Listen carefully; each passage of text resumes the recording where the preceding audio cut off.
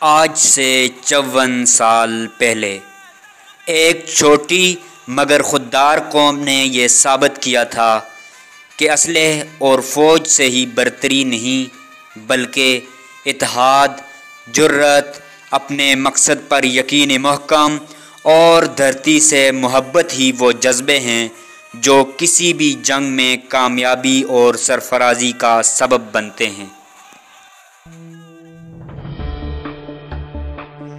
آج کی اس ویڈیو میں آپ کو پاکستان اور بھارت کے درمیان ہونے والی 1965 کی جنگ کے متعلق تمام حقائق تفصیل کے ساتھ بتائے جائیں گے، اور یہ جنگ پاکستان نے کس طرح سے جیتی اور اس جنگ میں پاکستان کی تینوں افواج کا کیا کردار رہا، اس کے متعلق بھی آپ کو آگاہ کیا جائے گا۔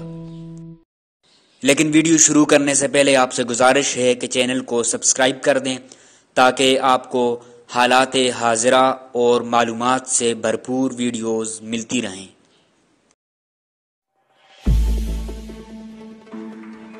6 ستمبر 1965 کو صبح کے وقت بغیر اعلان جنگ کیے بھارتی فوج نے مکاری سے پاکستان کی بین الاقوامی سرحد عبور کر لی۔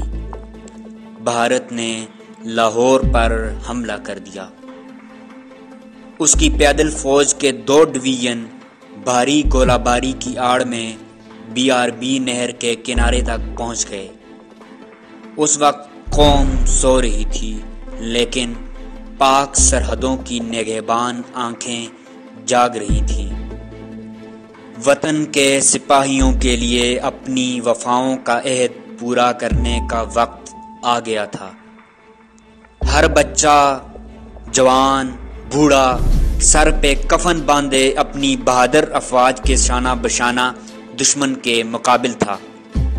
پاک فوج کے جوان تعداد میں دشمن سے کم تھے، لیکن ان کے ساتھ قوت تھی سچائی کی، سرمایہ تھا ایمان کا، عزم تھا اللہ اور اس کے حبیب صلی اللہ علیہ وآلہ وسلم کے نام پر مر مٹنے کا۔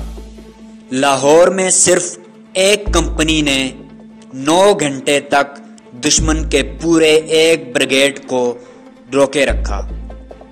لاہور کے جم خانے میں عیش و عشرت کی محفل سجانے کے خواب دیکھنے والے بھارتی کمانڈر اپنی 3 ڈویژن فوج کے باوجود BRB نہر پار نہ کر سکے۔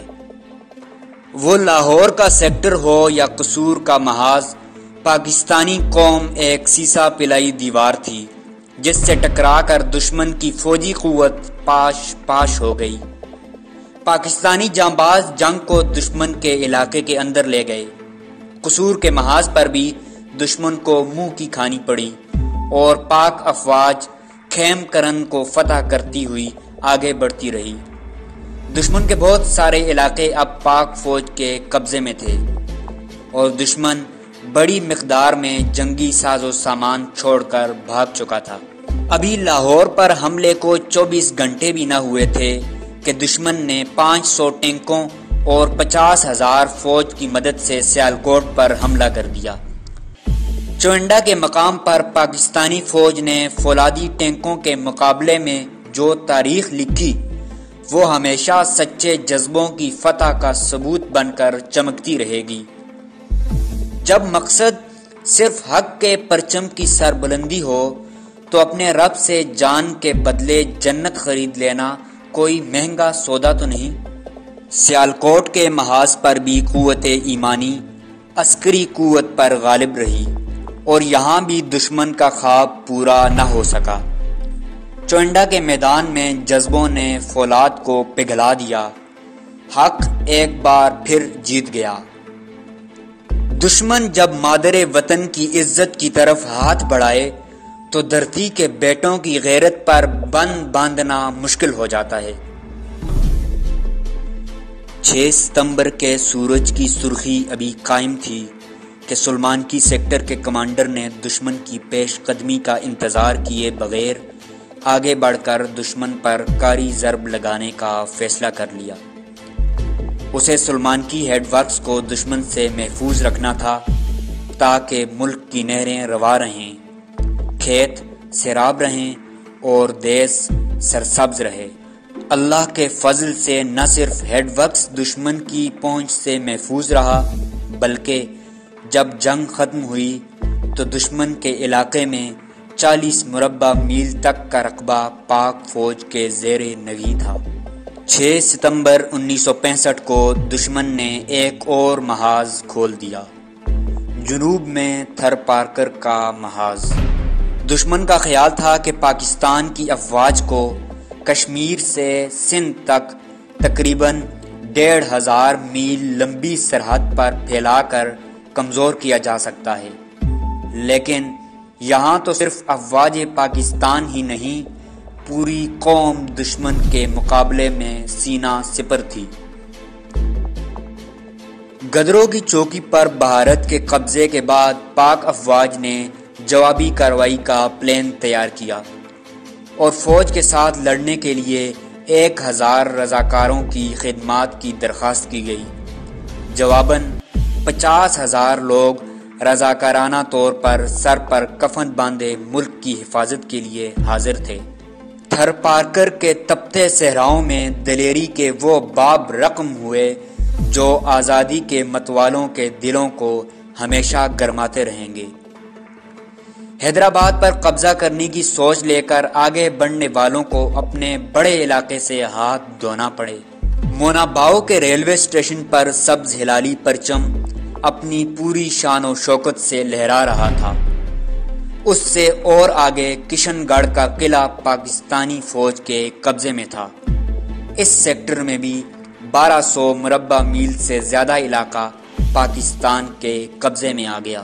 زمین پر پاک آرمی کی پیش قدمی اور مؤثر دفاع کو یقینی بنانے کے لیے پاک فضائیہ اپنی تمام تر قوتوں کے ساتھ ہر محاذ پر موجود تھی۔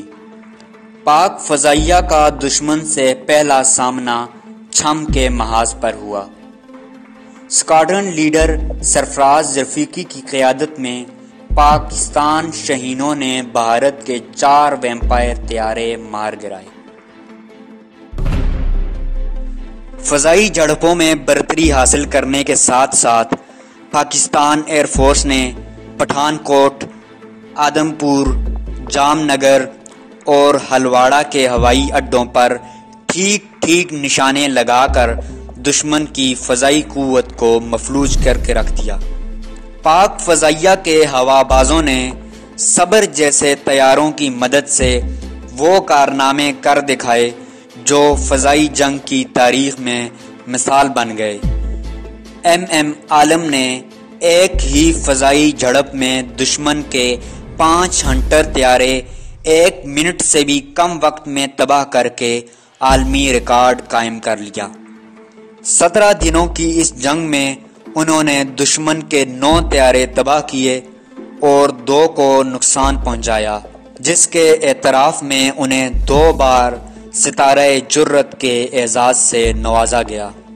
پاکستان ایئر فورس نے مجموعی طور پر 35 طیاروں کو فضائی مارکوں میں اور 43 طیاروں کو زمین پر تباہ کیا۔ دشمن کے 32 طیارے 13 شکن توپوں کا نشانہ بنے۔ اس طرح بھارت کے کل 110 طیارے تباہ ہوئے اور پاکستان کو صرف 19 طیاروں کا نقصان پہنچا۔ فضائی برتری حاصل کرنے کے ساتھ ساتھ پاکستان کی تیسری قوت پاک بحریہ نے بھی اپنے سے کئی بڑی بحری طاقت کا غرور ہمیشہ کے لیے خاک میں ملا دیا۔ پاکستان نیوی نے دفاعی جنگ لڑنے کے بجائے جارحانہ حکمت عملی اپنانے کا فیصلہ کیا۔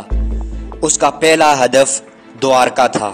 7 ستمبر کی شام کو جب پاکستانی بحریہ کے جہازوں نے کراچی سے 200 میل دور اپنی منزل کی طرف سفر شروع کیا تو بکھرا ہوا بحرہ عرب بھی اپنی پرشور موجیں سمیٹ کر ان کے راستے سے ہٹ گیا۔